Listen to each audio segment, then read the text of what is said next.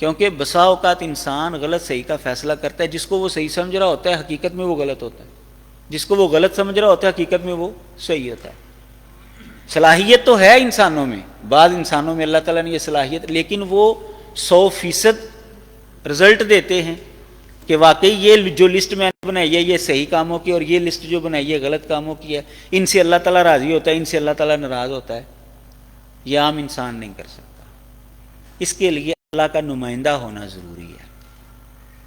تو یہاں سے یہ بات معلوم ہوتی ہے کہ نبی کی ضرورت ہے دنیا میں، وگرنہ اللہ تبارک و تعالیٰ کی مرضی کیا ہے، کون سا کام کرنا ہے ہم نے، کون سا نہیں کرنا، یہ ہمیں نہیں پتہ چل سکتا۔ یہاں سے نبی کی ضرورت جو ہے وہ معلوم ہوتی ہے۔ دوسرا انداز یہ ہے عقلی اعتبار سے کہ انسان جو ہے یہ مدنی الفطرت ہے۔ مدنی الفطرت کا مطلب ہوتا ہے کہ انسان یہ مل جل کر رہنا چاہتا ہے، اس کی یہ خواہش ہوتی ہے کہ میں اکیلا نہ رہوں، مل جل کر رہوں۔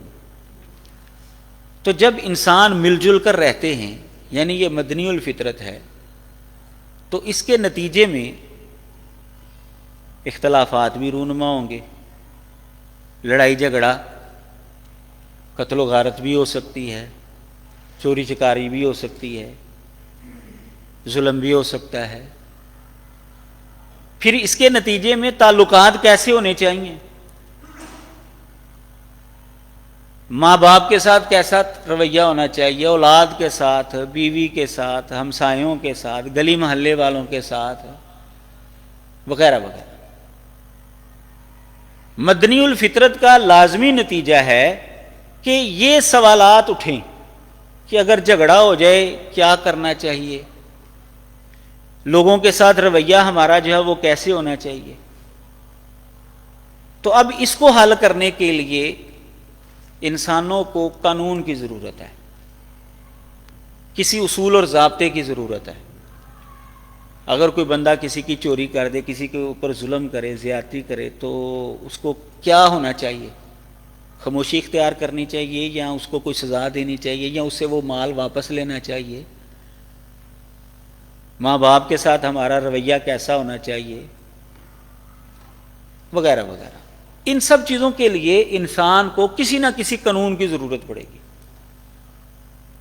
جو لوگ کہتے ہیں نا جی مذہب کی ضرورت نہیں ہے، وہ دنیا کے کسی بھی حصے میں چلے جائیں، کسی بھی حصے میں چلے جائیں، کسی اصول اور ضابطے کے بغیر وہ زندگی گزار ہی نہیں سکتے۔ اب جو کہتے ہیں نا مذہب کی ضرورت نہیں ہے، وہ اپنے گھر کے اندر تو رہتے ہیں نا جی، چلیں دنیا کے کسی کونے میں نہ جائیں، گھر کے اندر جو 5-6 افراد رہتے ہیں وہ بھی کسی نہ کسی اصول کے تحت رہ رہے ہوں گے۔ کبھی اس نے بیوی والا سلوک اپنی ماں کے ساتھ نہیں کیا، اس کا مطلب یہ ہے کہ اس کے دماغ میں کوئی نہ کوئی اصول ہے، کوئی ضابطہ ہے اس کے دماغ میں۔ بیٹی والے معاملات بیٹے کے ساتھ، بیٹے والے بیٹی کے ساتھ، باپ والے بیٹے کے ساتھ، اس کے دماغ میں کچھ نہ کچھ ہے ضرور۔ اس کا مطلب یہ ہے کہ انسان جب دیگر انسانوں کے ساتھ رہے گا نا، تو اس کو زندگی گزارنے کے لیے کوئی نہ کوئی اصول اور ضابطہ لازمی چاہیے، بغیر اصول اور ضابطے کے وہ زندگی گزار ہی نہیں سکتا۔ تو اب جب اصول اور ضابطہ اس کے لیے ضروری ہے، تو انسان اگر یہ اصول اور ضابطہ بنائے گا اور نافذ کرے گا اس کو دنیا میں، ممکن ہے دنیا میں کچھ فائدہ ہو جائے، ممکن ہے، لیکن اس قانون کا اللہ تعالیٰ کے سامنے بھی جا کر فائدہ ہوگا، یہ کوئی گارنٹی نہیں ہے۔ انسان جو بھی قانون اور ضابطہ بنائے دنیا میں، مذہب کے مقابلے میں لوگوں نے اصول اور ضابطے بنائے ہیں، دنیا میں کچھ نہ کچھ چلو فائدے اس کے مل سکتے ہیں، لیکن وہ ضابطے، وہ اصول، اس کے نتیجے میں آخرت میں اللہ تعالیٰ کے سامنے بھی بندہ سرخرو ہو، یہ کوئی گارنٹی نہیں۔ لہذا انسانوں کو ایسے اصول اور ضابطے چاہیے جو انسانوں کو دنیا کے اندر بھی کامیابی اور کامرانی سے نوازیں اور اللہ تعالیٰ کے سامنے بھی سرخرو کریں۔ اور یہ اصول اور ضابطے جو ہیں اللہ تعالیٰ کی طرف سے ہی آئیں گے تو پھر ہی یہ نتیجہ نکلے گا۔ اور جو شخصیت یہ اصول اور ضابطے لے کر آئے گی وہ شخصیت اللہ کا نبی ہوگا۔ یوں ہمیں مذہب کی بھی ضرورت معلوم ہوتی ہے اور نبی کی بھی ضرورت معلوم ہوتی ہے۔ تیسرا انداز یہ ہے کہ انسان کے اندر دو قوتیں ہیں، ایک بہیمی اور ایک ملکوتی۔ بہیمی یعنی درندہ، جانور، ظلم زیادتی، اس سے مراد یہ لیتے ہیں ظلم زیادتی کرنا، نفسانی خواہشات کے پیچھے چلنا، اور ملکوتی یعنی فرشتوں والی نیکی، تقوی، للہیت، اطاعت، فرما برداری، عبادت، یہ دو قوتیں ہیں۔ معاشرے کو اگر بہترین بنانا ہے نا، معاشرے کو اگر بہترین معاشرہ بنانا ہے تو انسان اپنی بہیمی قوت کو ملکوتی قوت کے متحد کر دے، پھر معاشرہ درست ہوگا۔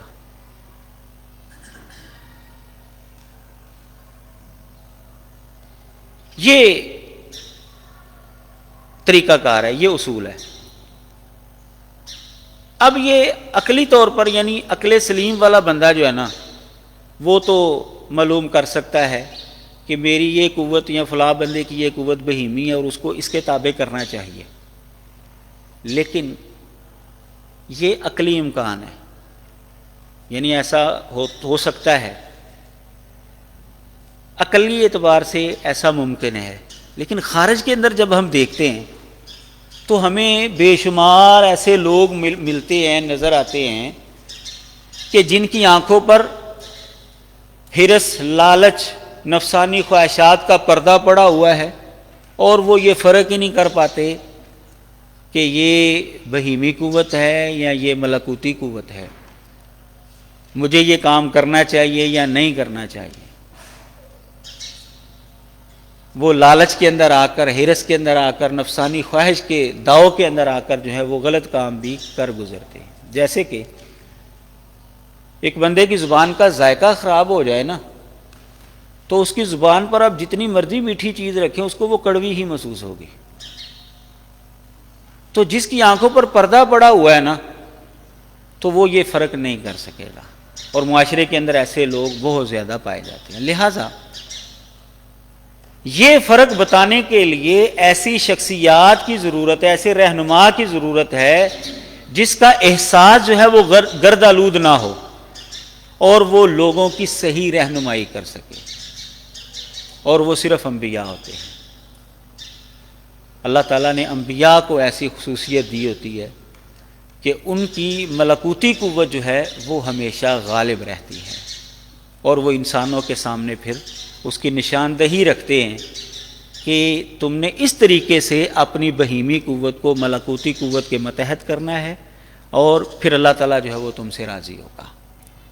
تو یوں ہمیں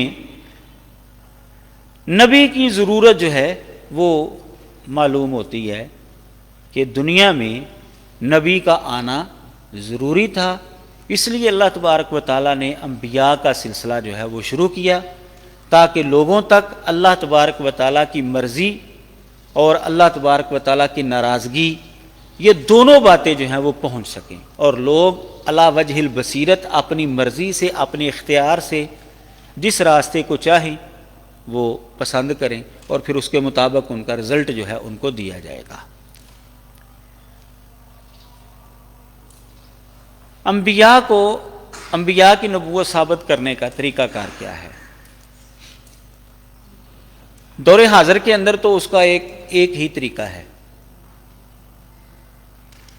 جیسا کہ میں نے پہلے بتایا کہ نبی علیہ الصلوۃ والسلام کے بعد تو جو مرضی نبوت کا دعویٰ کرے اس کے لیے تو ہمیں ضرورت ہی نہیں ہے نا اس کو پرکھنے کی، اس کے دلائل دیکھنے کی، کیونکہ آپ کے بعد کوئی نیا نبی آئے گا ہی نہیں۔ نبی علیہ الصلوۃ والسلام سے پہلے جو انبیاء گزرے ہیں ان کی نبوت بھی الگ طور پر ثابت کرنے کی ضرورت نہیں ہے۔ اگر محمد صلی اللہ علیہ وسلم کی نبوت ثابت ہو جائے نا تو پچھلے سارے نبیوں کی نبوت ثابت ہو جاتی ہے۔ نبی علیہ الصلوۃ والسلام نے جس جس نبی کا نام لے کر بتایا قرآن مجید کے اندر اس کا تذکرہ آ گیا کہ یہ اللہ کے نبی، ہم ناموں کے ساتھ ان کو مانیں گے کہ یہ واقعی اللہ کے نبی ہے۔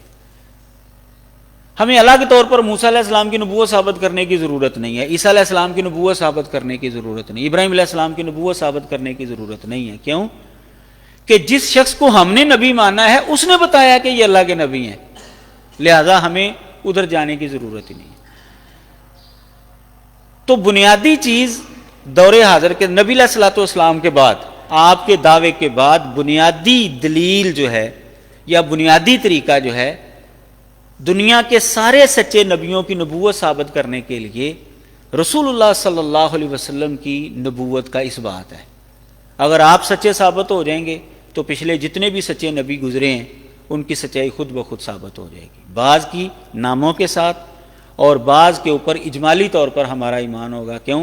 وَإِن مِّن أُمَّةٍ إِلَّا خَلَا فِيهَا نَذِيرٌ، اللہ تعالیٰ نے ہر امت کے اندر ایک ڈرانے والا بھیجا ہے، تو ہم یہ کہیں گے کہ بھئی جتنی بھی امتیں گزری ہیں نا، ہر امت کے اندر اللہ تعالیٰ نے ایک ڈرانے والا بھیجا ہے، ایک نبی بھیجا، ہمارا اس کے اوپر ایمان ہے۔ اور جن کا نام آ گیا ہے قرآن اور حدیث کے اندر ان کے اوپر ہمارا ایمان تفصیلی ہوگا، یعنی ناموں کے ساتھ متعین کرتے ہوئے کہ بھائی یہ شخص جو ہے اللہ کا نبی تھا، ہمارا اس کے اوپر ایمان ہے۔ تو ہمارے معاشرے میں جو بعض لوگوں کے حوالے سے کہہ دیتے ہیں نا جی یہ بھی اپنے وقت کا پیغمبر تھا، رام کے حوالے سے کہہ دیتے ہیں، یا گوتم بدھ یا زرتشت وغیرہ کے حوالے سے بعض لوگ کہہ دیتے ہیں کہ یہ اپنے وقت کے نبی تھے، تو ہم ان کے بارے میں نام کے ساتھ ان کو نبی تسلیم نہیں کریں گے۔ ہاں یہ کہیں گے کہ اس قوم کی طرف نبی آیا ہے، یہ والا بندہ نبی تھا، چونکہ قرآن حدیث کے اندر اس کے نام کی صراحت نہیں ہے اس لیے ہم نام کے ساتھ اس کے اوپر ایمان نہیں لائیں گے۔ لیکن قرآن کے اندر یہ بات ضرور ہے کہ ہر قوم کی طرف نبی آیا ہے، نذیر آیا ہے، لہٰذا ہم یہ تو مانتے ہیں کہ اس قوم کی طرف نذیر آیا ہے، لیکن وہ یہ والا ہے یہ ہم نہیں مانیں گے،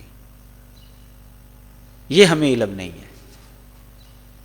تو جب نبی علیہ الصلوۃ والسلام کی نبوت، جیسا کہ نبی علیہ الصلوۃ والسلام نے طبا کے حوالے سے کہا تھا کہ مجھے نہیں پتا کہ یہ نبی ہے کہ نہیں، ذوالقرنین کے حوالے سے کہا تھا کہ مجھے نہیں پتا کہ یہ نبی ہے کہ نہیں، تو ایسے ہی ہم جن کی صراحت نہیں آئی ان کے بارے میں یہی کہیں گے کہ ہمیں نہیں پتا کہ یہ نبی ہیں کہ نہیں ہیں، لیکن اس قوم کی طرف نبی ضرور آیا ہے، اس امت کی طرف نبی ضرور آیا ہے، یہ بہرحال ہمارا ایمان کا حصہ ہے قرآن مجید کی آیت کے مطابق۔ تو جب ہم نبی علیہ الصلوۃ والسلام کی نبوت کو ثابت کر دیں گے نا تو پھر کسی بھی سچے نبی کی نبوت کو ثابت کرنے کی ضرورت ہی نہیں ہے۔ مثال کے طور پر جو یہودی ہیں وہ حضرت عیسیٰ علیہ الصلوۃ والسلام کو سچا نہیں مانتے، تو جب ہم کسی یہودی کو یہ ثابت کر دیں گے کہ محمد صلی اللہ علیہ وسلم اللہ کے سچے نبی ہیں اور وہ نبی علیہ السلام کو اللہ کا سچا نبی مان لے گا، تو وہ اس کے نتیجے میں خود بخود حضرت عیسیٰ علیہ السلام کو سچا نبی مان لے گا۔ اس کے لیے ہمیں حضرت عیسیٰ علیہ السلام کی نبوت کے اس بات کے لیے الگ دلائل دینے کی ضرورت نہیں پڑیں گے، کیونکہ وہ محمد صلی اللہ علیہ وسلم کو جب اس نے نبی مان لیا، ایمان لے آیا، تو آپ نے فرمایا عیسیٰ علیہ السلام جو ہے وہ نبی ہیں، ورسولا الی بنی اسرائیل، قرآن نے کہا ہے ان کو بنی اسرائیل کی طرف نبی بنا کر بھیجا، رسول بنا کر بھیجا، تو اس کو ماننا پڑے گا۔ تو اس لیے نبی علیہ الصلوۃ والسلام کے آنے کے بعد سابقہ سچے نبیوں کی نبوت کو ثابت کرنے کے لیے نبی علیہ الصلوۃ والسلام کی نبوت کو ثابت کر دیا جائے تو باقی سب کی نبوت ثابت ہو جائے گی، الگ طور پر ہمیں اس کی ضرورت نہیں پڑے گی۔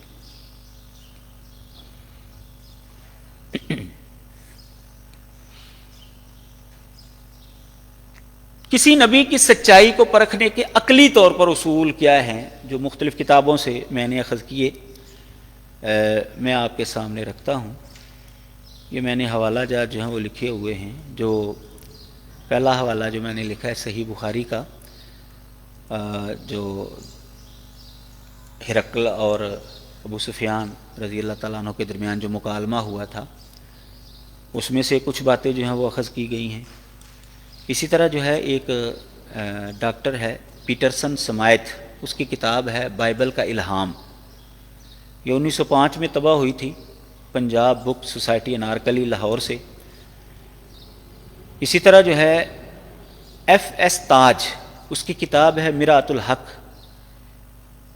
یہ 1959 میں یہ انارکلی لاہور سے شائع ہوئی تھی۔ اور اسی طرح جو ہے یہ البرہان، یہ عبد الرحمن صاحب کی کتاب ہے حقوق الناس ویلفیئر فاؤنڈیشن کے تحت 2019 میں یہ شائع ہوئی البرہان کے نام پر۔ اس سے یہ مختلف باتیں جو ہیں میں نے اخذ کی ہیں کہ عقلی اعتبار سے اگر ہم دیکھیں پرکھیں کسی نبی کو کہ یہ سچا ہے کہ نہیں ہے تو وہ یہ حسب ذیل باتیں ہیں۔ تو ان سب باتوں کو ہم نبی علیہ الصلوۃ والسلام کے اوپر فٹ کریں گے کہ کیا آپ واقعی ان باتوں کے مطابق پورے اترتے ہیں یا نہیں اترتے۔ تو اگر وہ پورے اتر آئیں گے تو عقلی اعتبار سے نبی علیہ الصلوۃ والسلام کی نبوت ثابت ہو جائے گی۔ پہلی بات،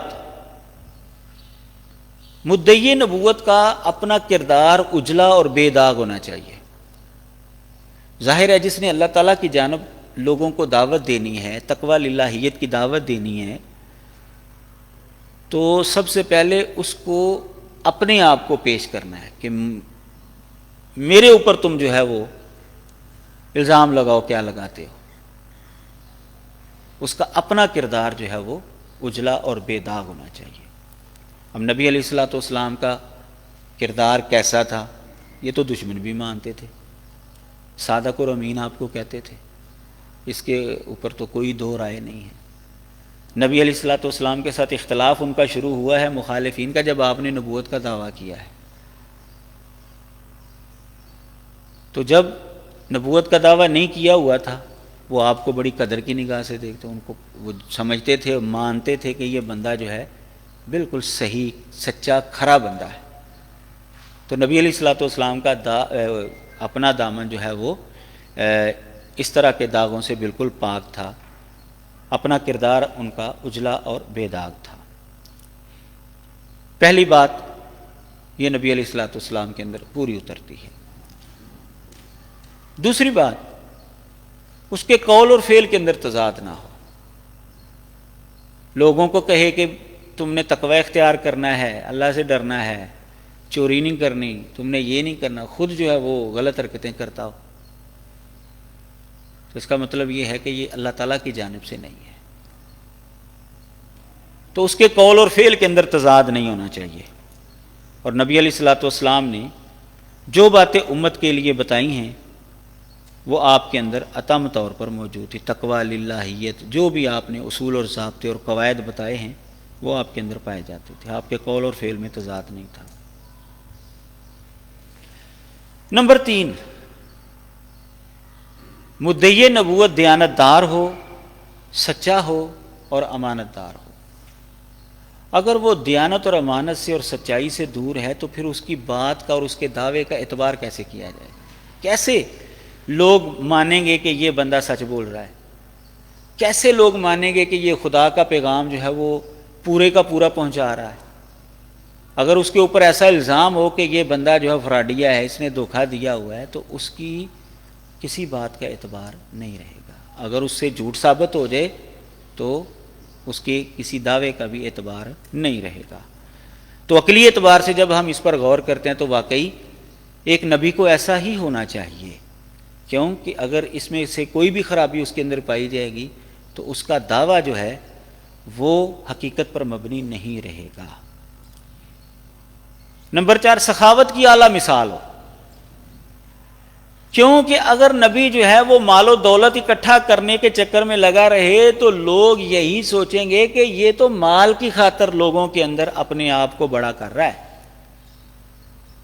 یہ تو دنیا کے لالچ کے اندر اپنے آپ کو اس نے نبی بنایا ہوا ہے۔ اب نبی علیہ الصلوۃ والسلام کا طرز عمل آپ دیکھ لیں، دعوی نبوت سے پہلے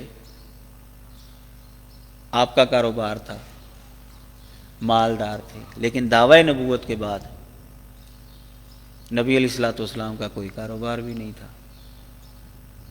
اور جو تحفے تحائف آپ کو ملتے تھے اس سے گزر بسر ہوتی تھی۔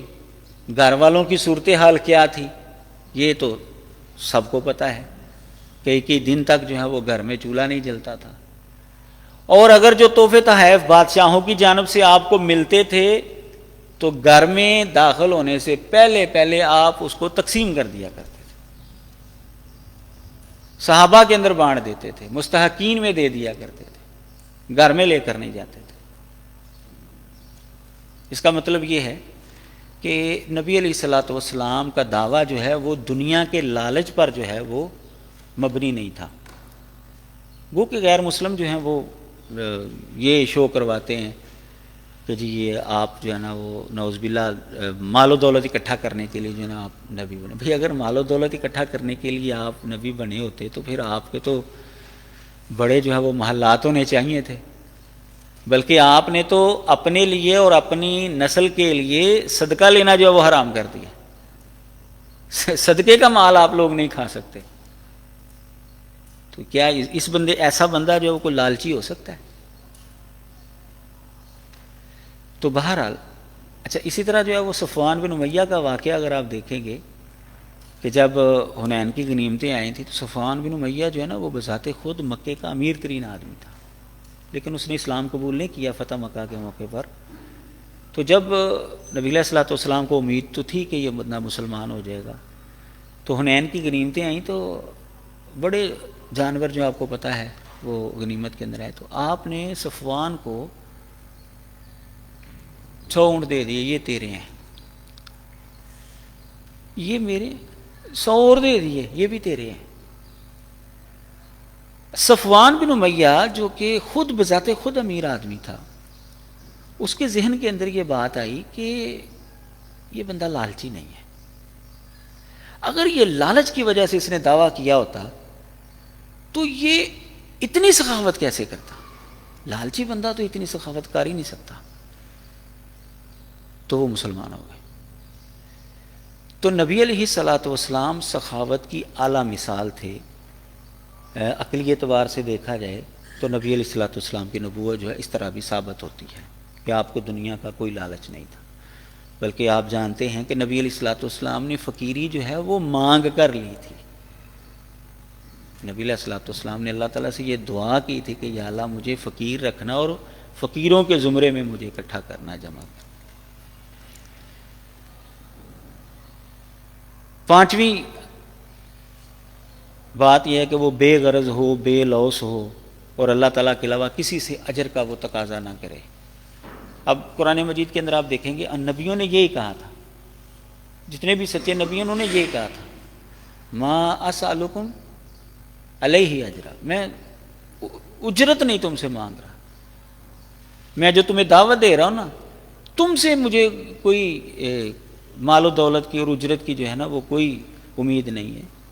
ان اجریہ الا علی اللہ، میرا اجر میری اجرت اللہ سے، میں اللہ سے لوں گا جو بھی لینا۔ تو نبی علیہ الصلوۃ والسلام نے بھی انسانوں سے کسی چیز کا جو ہے وہ طمع نہیں رکھا، کسی چیز کی لالچ نہیں رکھی، مال و دولت کے اعتبار سے۔ ایمان کی تو آپ لالچ رکھتے تھے نا، بلکہ اللہ تعالیٰ کو کہنا پڑا کہ آپ اپنے آپ کو ہلاک کر دیں گے اس بات پر کہ یہ ایمان نہیں لا رہے۔ یہ تو ہر نبی کی لالچ ہے ہی کہ لوگ جو ہیں وہ ایمان لے ہیں۔ دنیاوی اعتبار سے بات ہو رہی ہے، دنیاوی اعتبار سے نبی جو ہے وہ بے غرض اور بے لوث ہونا چاہیے، اور اللہ کے علاوہ کسی سے اجر کا وہ متقاضی نہ ہو، اور یہ نبی علیہ الصلوۃ والسلام کے اندر پائی جاتی تھی چیز۔ عقل اس کی کامل ہونی چاہیے، بے وقوف نہیں ہونا چاہیے وہ شخص۔ ظاہر ہے بے وقوف یا پاگل ہوگا تو اس کی بات کا کوئی بھی اعتبار نہیں کرے گا، اور نبی علیہ الصلوۃ والسلام کی عقل جو ہے وہ بالکل کامل تھی۔ کبھی بھی آپ سے ایسا معاملہ سرزد نہیں ہوا جس کے اوپر بے عقلی کا حکم جو ہے وہ لگایا جا سکے، اور آپ نے ایسے جو ہیں وہ معاملات جو ہیں وہ حل کیے ہیں جو لوگوں کی سمجھ سے باہر تھے۔ جب اس کا نتیجہ نکلا تو لوگوں کو پھر سمجھ آئی کہ ہاں یہ بات تو بالکل ٹھیک تھی، ہمیں اس وقت سمجھ نہیں آئی۔ تو نبی علیہ الصلوۃ والسلام کی عقل جو ہے وہ کامل ترین عقل تھی. نبی کا حسب و نسب جو ہے وہ اعلیٰ ہونا چاہیے. تو نبی علیہ الصلوۃ والسلام کا حسب و نسب جو ہے وہ اعلیٰ ہی تھا. قریش خاندان کے اندر جو ہے وہ آپ آئے ہیں، بنو ہاشم شاخ تھی. تو نبی جو ہے وہ اعلیٰ حسب و نسب ہونا چاہیے، کیونکہ اگر وہ جس کو ہمارے معاشرے میں جس کو کمی کمین کہتے ہیں نا، چھوٹے طبقے، اگر اس میں سے نبی آئے گا نا تو لوگ پرواہ نہیں کریں گے.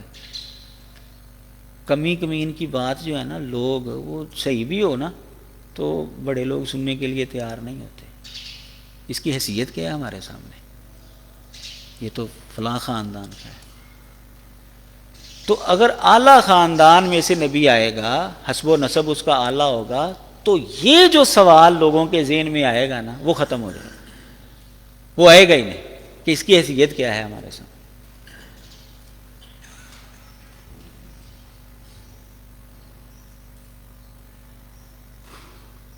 مرد ہو، جیسا کہ آپ جانتے ہیں، عورت کے معاملات جو ہیں وہ ایسے ہوتے ہیں کہ وہ کما حقہ جو ہے وہ عملی مظاہرہ نہیں کر سکتی معاملات کا. اس لیے مرد ہونا جو ہے یہ ضروری ہے. اخلاق کاملہ کا اعلیٰ نمونہ ہو. نبی علیہ الصلوۃ والسلام کے اندر یہ چیز بھی عطام طور پر پائی جاتی تھی. اس کے دعوی نبوت میں تدریج نہیں ہونی چاہیے، سٹیپ بائی سٹیپ نبوت تک نہ وہ پہنچے. کیونکہ اگر تدریج ہے نا تو اس کے اوپر جو ہے سوالات اٹھیں گے کہ یہ حالات کے مطابق جو ہے پینترا بدل رہا ہے. شروع میں اس نے دعویٰ نہیں کیا تھا، لوگوں کے اندر جو ہے اپنی قدر و منزلت بنائی تھی کہ لوگ میری طرف توجہ کر لیں. جب اس نے دیکھا کہ اب میری طرف لوگوں کی توجہ ہو گئی ہے، مجھے بڑا سمجھنا شروع ہو گئے، پھر اس نے ایک سٹیپ آگے بڑھایا. اور پھر جب اس نے دیکھا کہ لوگوں کے ذہنوں میں یہ بات بھی بیٹھ گئی تو پھر اس نے ایک اور سٹیپ آگے بڑھایا، اور حتیٰ کہ یہ نبوت کے درجے پر چلا گیا. نبی وہ ہے کہ جس کو اللہ تعالیٰ کی طرف سے پیغام ملا اور اس نے کھل کر اعلان کیا کہ میں اللہ کا نبی ہوں. لوگوں کے سامنے اسی وقت جو ہے جب اللہ کی طرف سے آرڈر آ گیا اس نے اعلان کر دیا کہ میں اللہ کا نبی ہوں، میری پیروی کرو تم. تو تدریج نہیں ہونی چاہیے دعوی نبوت کے اندر. دعوے سے قبل اس میں کبھی جھوٹ نہ، یعنی جو اس کے مخالف ہو گئے ہیں نا اب دعوے کے بعد، وہ اس کی دعوے سے پہلے کی زندگی پر جو ہے نا وہ کوئی جھوٹ کا الزام نہ لگا سکے، ثابت نہ کر سکے. اس کی تعلیم میں ہر نیک کام کا حکم اور ہر برے کام سے ممانعت ہو، کیونکہ نبی کی تعلیم جو ہے وہ صحیح ہونی چاہیے. اگر وہ برائی کا حکم دیتا ہے تو اس کا مطلب یہ ہے کہ وہ خدا تعالیٰ کی جانب سے نہیں ہے، کیونکہ خدا تعالیٰ جو ہے وہ برائی کا حکم نہیں دیتا. خدا تعالیٰ جو ہے وہ تو نیکی چاہتا ہے. اس کی تعلیم میں شیطان کو خوش کرنے والی کسی بات کا شائبہ تک نہ ہو، کیونکہ اگر خدا کا جو سب سے بڑا دشمن ہے مد مقابل، جو اپنے آپ کو سمجھتا ہے، وہ اگر اس نبی کی تعلیم سے خوش ہو جائے تو اس کا مطلب یہ ہے کہ وہ نبی سچا نہیں ہے. اس کو ناراض کرنے والی تعلیم ہونی چاہیے. یہی وجہ ہے کہ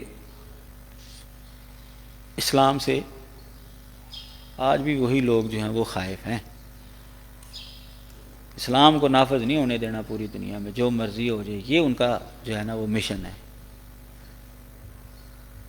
وجہ کیا ہے؟ ان کو پتہ ہے کہ جب یہ نافذ ہو جائے گا تو پھر ہمارا جو آقا ہے وہ ناراض ہو جائے گا. انہوں نے اپنے آقا کو جو ہے وہ خوش کرنے کے لیے یہ سارا کام کیا.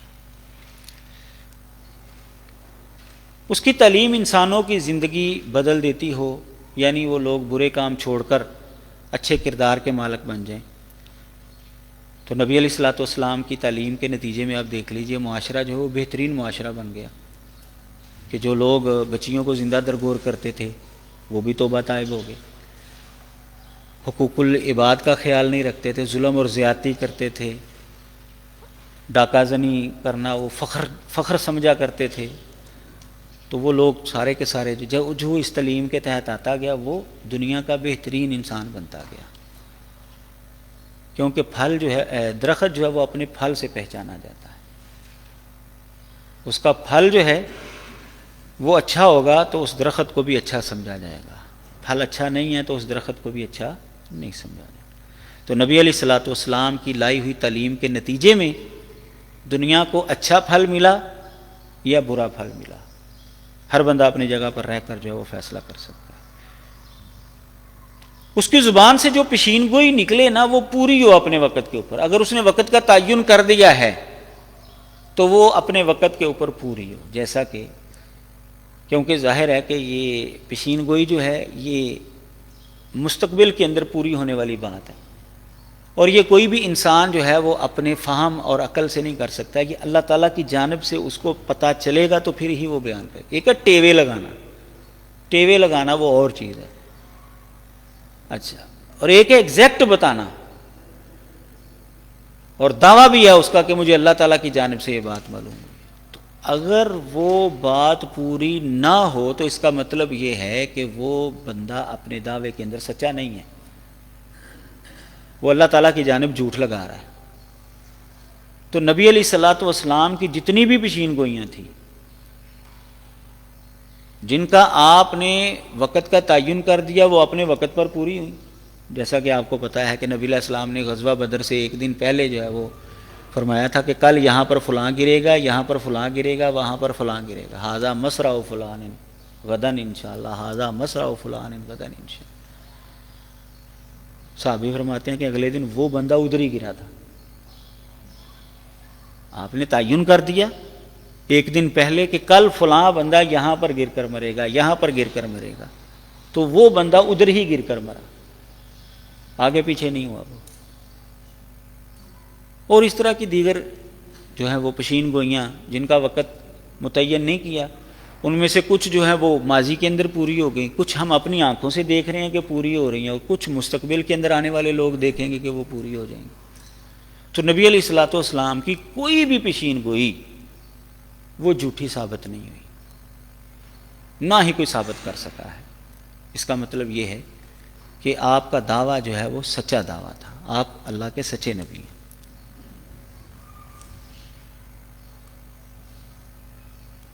تبلیغ وحی میں اس کو کسی کا ڈر جو ہے وہ دامن گیر نہ ہو، اللہ تعالیٰ کا پیغام لوگوں تک وہ پہنچانے میں کسی انسان سے نہ ڈرے وہ، کیونکہ اس کے پیچھے اللہ تعالیٰ کھڑا ہے، اللہ تعالیٰ کی قوت اس کے پیچھے ہے۔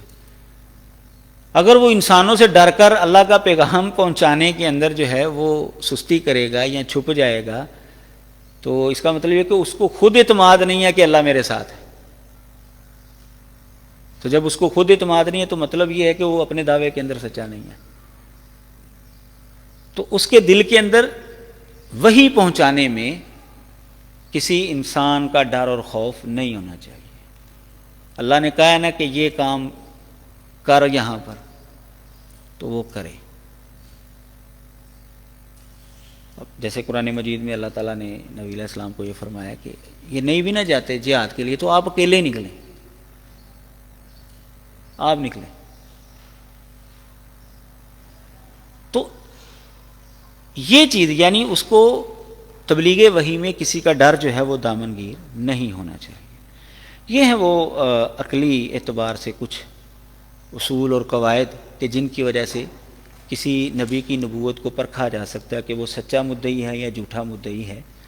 تو یہ ساری باتیں رسول اللہ صلی اللہ علیہ وسلم کے اندر پائی جاتی تھیں، بحسن و خوبی پائی جاتی ہیں، اس لیے ہم یہ کہتے ہیں لوگوں کو کہ نبی علیہ الصلوۃ والسلام اللہ کے سچے نبی اور رسول ہیں۔ بلکہ آپ ان کو یہ بھی کہہ سکتے ہیں نبی علیہ السلام کی نبوت ثابت کرنے کے لیے کہ دنیا میں آپ کسی سچے انسان کی سچائی کو پرکھنے کا کوئی بھی معیار مقرر کر لیں جو عقلی اعتبار سے درست ہو، ظاہر عقلی بات کر رہے ہیں نا ہم، عقلی اعتبار سے درست ہو، یہ نہیں کہے کہ وہ 4 منزل سے چھلانگ لگائے تو بچ جائے پھر وہ سچا ثابت ہوگا، ظاہر ہے یہ عقلی اعتبار سے تو یہ بات درست نہیں ہے۔ آگ کے اندر چھلانگ لگائے تو پھر وہ بچ جائے تو یہ پھر وہ سچا ثابت ہوگا، نہیں۔ عقلی اعتبار، عقل جس اصول کو صحیح قرار دے دے وہ اصول دنیا کے اندر بنا لیں، نبی علیہ الصلوۃ والسلام اس کے اوپر پورا اتریں گے۔ کسی سچے انسان کی سچائی کو معلوم کرنے کا عقلی اعتبار سے جون سا مرضی اصول بنا لیں، نبی علیہ الصلوۃ والسلام اس کے اوپر پورے اتریں گے۔ چند ایک تو میں نے آپ کے سامنے رکھ دی ہیں جو غیر مسلموں نے بھی تسلیم کیا کہ سچے نبی کے اندر یہ بات ہونی چاہیے، یہ بات ہونی چاہیے، نبی علیہ الصلوۃ والسلام کے اندر وہ بالکل پائی جاتی ہیں۔ اب ہم آتے ہیں اس بات کی طرف کہ نبی علیہ الصلوۃ والسلام کی نبوت کا اس بات نقلی اعتبار سے یعنی دلائل کے اعتبار سے، عقل اور نقل، نبوت محمدیہ کا اس بات عقل اور نقل کی روشنی میں۔ تو چونکہ ہمارے معاشرے میں زیادہ تر جو نبی علیہ الصلوۃ والسلام کی نبوت کا اس بات کرنے کی ہمیں ضرورت پڑتی ہے وہ ہیں مسیحی لوگ۔ یہودی جو ہیں وہ یہاں پر ہیں نہیں، ملحدین کے ساتھ اگر آپ نے بات کرنی ہے تو ان کو پہلے جو ہے وہ وجود باری تعالیٰ منوانا پڑتا ہے، پھر اس کے بعد ضرورت مذہب کی اور وحی کی اور نبی کی، پھر اس کے بعد نبی علیہ الصلوۃ والسلام کی باری آتی ہے۔ لیکن اگر ان کے ساتھ ڈائریکٹ جو ہے آپ نبی علیہ السلام کی سچائی پر گفتگو کریں تو باقی سارے معاملات حل ہو جاتے ہیں۔ میری ایک ملحد کے ساتھ گفتگو ہوئی تو وہ ہندوؤں سے وہ ملحد ہوا تھا، ورن نام تھا اس کا، تو مجھ سے سوال کرتا رہا، میں جواب دیتا رہا، تو پھر میں نے کہا جی، اس نے کہا کہ اب میرے سوال ختم ہو گئے، میں ٹھیک ہے۔ میں نے پھر اس کے ساتھ جو ہے وجود باری تعالیٰ کے حوالے سے گفتگو شروع کی، تو میں نے اس کو یہ کہا کہ ہم اللہ تعالیٰ کو مانتے ہیں اس لیے کہ محمد صلی اللہ علیہ وسلم نے ہمیں بتایا ہے، ہمیں نبی علیہ السلام نے بتایا کہ اللہ تعالیٰ ہے، اس لیے ہم اللہ تعالیٰ کا وجود مانتے ہیں، اللہ تعالیٰ کو مانتے ہیں۔ تو میں نے کہا جی اب نبی علیہ الصلوۃ والسلام چونکہ دنیا کے سب سے سچے انسان ہیں، تو اگر آپ کو کوئی اعتراض ہے اور سب سے سچا انسان اگر کوئی بات کہے تو ظاہر ہے وہ تو ماننی پڑے گی نا، تو اگر آپ کو کوئی اعتراض ہے نبی علیہ السلام کی سچائی کے اوپر تو آپ وہ اعتراض کریں۔ ہاں میں نے یہ دلیل پہلے بھی سنی ہوئی ہے، یہ میرے سامنے آئی تھی یہ دلیل پہلے بھی، بس یہ اس کا جواب تھا۔ تو نبی علیہ الصلوۃ والسلام کی سچائی جب ہم ثابت کر دیں گے نا تو ہر چیز ثابت ہو جاتی ہے، ہر چیز ثابت ہو جاتی ہے۔ تو اگر ملحدین کے ساتھ گفتگو کرنی ہے تو ان کے لیے بھی یہی ایک ٹرننگ پوائنٹ ہے، بنیادی بات ہے۔ تو عقلی اعتبار سے ظاہر ہے کہ وہ ان چیزوں کو تو نہیں مانیں گے، دلائل کو، قرآن کی آیت کو تو نہیں وہ مانیں گے، نہ وہ بائبل کی کسی فکرے کو مانیں گے۔ تو عقلی اعتبار سے آپ ان کے ساتھ گفتگو کریں کہ بھئی کسی انسان کی سچائی کو ثابت کرنے کے اصول اور ضابطے کیا ہے، وہ آپ ہمیں بتا دیں، اس کے مطابق ہم دیکھ لیتے ہیں ہمارا نبی جو ہے وہ پورا اترتا ہے کہ نہیں اترتا۔ تو اس طریقے سے آپ ان سے گفتگو، لیکن چونکہ ہمارے معاشرے میں مسیحی لوگ ایسے ہیں کہ جن کے ساتھ دلائل کے ذریعے بھی گفتگو کی ضرورت پڑتی ہے، تو ان کو مد نظر رکھتے ہوئے، یہودی یہاں پر ہے کوئی نہیں، مسیحی لوگ ہیں، تو ان کو مد نظر رکھتے ہوئے چند دلائل میں آپ کے سامنے رکھتا ہوں کہ نبی علیہ الصلوۃ والسلام کی نبوت کا اس بات ہم کیسے کریں گے؟ دلیلوں کے ذریعے۔ پہلے نمبر پر جو ہماری دلیل ہوگی قرآن مجید کی وہ آیات کریمات جس میں اللہ تعالیٰ نے یہ فرمایا ہے کہ اس نبی کا ذکر جو ہے وہ تمہاری کتابوں کے اندر موجود ہے، جیسا کہ میں نے خطبے کے شروع میں آیت تلاوت کی تھی، سورۃ الاعراف کی آیت نمبر 157، الذین یتبعون الرسول النبی الامی الذی یجدونہ مکتوبا عندہم فی التوراۃ والانجیل، کہ وہ اس نبی کو لکھا ہوا پاتے ہیں کس میں؟ تورات اور انجیل میں۔ چونکہ مدینے کے اندر جو ہے وہ یہودی بھی تھے، اس لیے ان کو بھی جو ہے وہ مخاطب کیا گیا۔ تو بہرحال اگر کسی یہودی سے بھی گفتگو ہو تو آپ اس دلیل کو استعمال کر سکتے ہیں۔ آپ سوچ رہے ہوں گے کہ وہ یہ دلیل کیسے مانیں گے، یہ تو قرآن کی آیت ہے، وہ تو ہمارے نبی کو نہیں مانتے، وہ قرآن کو کیسے مانیں گے سچا؟ تو ہم نے اس دلیل کو استعمال کیسے کرنا ہے نبی علیہ الصلوۃ والسلام کی سچائی کو ثابت کرنے کے لیے، یہ آپ نے سمجھنا ہے۔ ہم نے قرآن مجید کی یہ آیت پڑھنی ہے، اور ہم نے ایک تو ہمارا اس کے اندر دعویٰ پایا گیا کہ نبی علیہ الصلوۃ والسلام کا ذکر جو ہے وہ پہلی کتابوں کے اندر موجود ہے، دوسرا یہ دعوے کے ساتھ ساتھ دلیل بھی ہے. وہ دلیل کیسے ہے؟ دلیل ایسے ہے کہ جب یہ آیات کریمات اتری تھی یعرفونہ کما یعرفون ابناءہم اور یہ آیت یا اس طرح کی دیگر آیات، تو اس وقت اہل تورات بھی موجود تھے اور اہل انجیل بھی موجود تھے اس معاشرے کے اندر. اگر وہ سمجھتے کہ قرآن مجید کا یہ دعویٰ غلط ہے، ہماری کتابوں میں ان کا تذکرہ نہیں پایا جاتا، قرآن مجید یہ غلط بیانی سے کام لے رہا ہے، تو اسلام کو ختم کرنے کے لیے ان کے پاس صرف 1 منٹ بلکہ اس سے بھی کم عرصہ موجود تھا. وہ کرتے کیا؟ اپنی تورات پکڑتے، اپنی انجیل پکڑتے اور محمد صلی اللہ علیہ وسلم کے سامنے، صحابہ کے سامنے رکھتے کہ دیکھو جی تمہارا قرآن کہتا ہے کہ اس نبی کا ذکر ہماری کتابوں میں، یہ لیں ہماری کتاب، اس میں سے نکال کر دکھائیں. بات ختم ہو جاتی. نبی علیہ الصلوۃ والسلام کی نبوت جو ہے وہ ختم ہو جاتی. لیکن ان میں سے کسی نے ایسا نہیں کیا. انہوں نے نبی علیہ السلام کو شہید کرنے کی کوشش کی، سازشیں کی. انہوں نے صبح ایمان لے آؤ شام کو کافر ہو جاؤ، شام کو ایمان لے آؤ صبح کو کافر ہو جاؤ، تاکہ اس کے پیروکار سمجھے کہ یار یہ دین ہے نہیں ہے، یہ تو لوگ تو آتے ہیں جاتے ہیں، یہ تو اہمی دین ہے، اس کو کیا ماننا ہے ہم نے. یعنی وہ بدزن ہو جائے. انہوں نے صحابہ کو بدزن کرنے کی کوشش کی، نبی علیہ السلام کو شہید کرنے کی کوشش کی، سارا کچھ کیا. انہوں نے جنگیں کی انہوں نے نبی علیہ السلام کے ساتھ.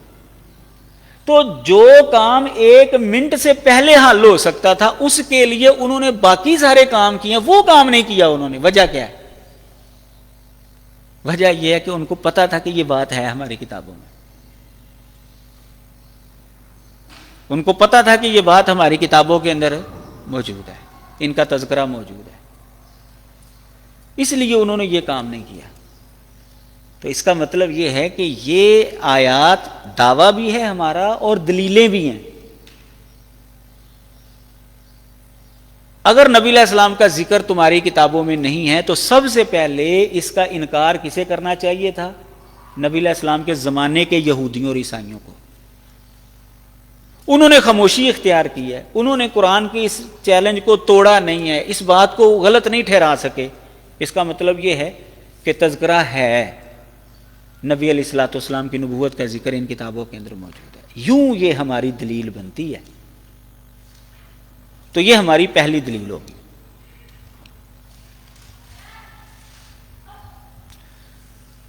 دوسری دلیل ہماری ان کو ثابت کرنے کے لیے نبی علیہ الصلوۃ والسلام کی نبوت وہ بائبل ہے. بائبل سے ہم 2 طرح سے نبی علیہ السلام کی نبوت کو ثابت کر سکتے ہیں. بائبل آپ لے لیں اور اس میں سے 2 انداز سے آپ نبی علیہ السلام کی نبوت ثابت کر سکتے ہیں. نمبر 1 عام طریقے سے، نمبر 2 خاص طریقے سے. ایک عام طریقہ اور ایک خاص طریقہ ہے. عام طریقے کا مطلب یہ ہے کہ بائبل کے اندر سچے اور جھوٹے نبی کی کچھ نشانیاں بتائی گئی ہیں. آپ وہ نشانیاں جو ہیں اکٹھی کر لیں اور آپ اس کے ساتھ گفتگو کرنا شروع کر دیں. ہاں جی آپ کی بائبل کے اندر یہ نشانی ہے سچے نبی کی، تو ہم دیکھتے ہیں محمد صلی اللہ علیہ وسلم کا نبوت کا دعویٰ ہے، تو کیا وہ اس کے اوپر پورے اترتے ہیں کہ نہیں اترتے؟ دیکھ لیتے ہیں. اگر پورے اتر ہے، جب بائبل نے یہ سچے نبی کی نشانی بتائی ہے تو آپ دیکھ لیتے ہیں نا محمد صلی اللہ علیہ وسلم کو پرکھ کر کے وہ اس کے اوپر پورے اترتے ہیں کہ نہیں. اگر پورے اتریں گے تو بائبل کے مطابق وہ سچے ثابت ہو جائیں، نہیں اتریں گے تو نہیں ثابت ہوں گے. ایک تو طریقہ یہ ہے، یعنی اس کو عمومی طریقہ ہم کہہ سکتے ہیں، یعنی سچے نبی کی جو علامات بائبل کے اندر موجود ہیں ان کو آپ مد نظر رکھ کر اس کے ساتھ گفتگو کریں اور نبی علیہ الصلوۃ والسلام کے اوپر اس کو فٹ کرنا شروع کر دیں، اور نبی علیہ الصلوۃ والسلام کی نبوت سچی ثابت ہو جائے گی. اور دوسرا طریقہ کار یہ ہے کہ خصوصی طور پر وہ مقامات بائبل کے جن میں نبی علیہ الصلوۃ والسلام کا ذکر آج بھی کسی نہ کسی انداز سے موجود ہے، وہ مقامات آپ اس کے ساتھ ڈسکس کریں تو نبی علیہ الصلوۃ والسلام کی نبوت جو ہے وہ ثابت ہو جائے گی. یہ 2 انداز ہیں بائبل سے نبی علیہ الصلوۃ والسلام کی نبوت کو ثابت کرنے کا. پہلا جو انداز ہے یعنی عمومی انداز کہ بائبل کے اندر سچے نبی کی نشانیاں کیا بتائی گئی ہیں، ان کو جب ہم مد نظر رکھیں گے تو نبی علیہ الصلوۃ والسلام اس کے تحت بالکل سچے ثابت ہوتے ہیں۔ پہلی نشانی، بائبل کے اندر کتاب ہے کتاب استثناء۔ بائبل کا کچھ تعارف ہے آپ بھائیوں کو؟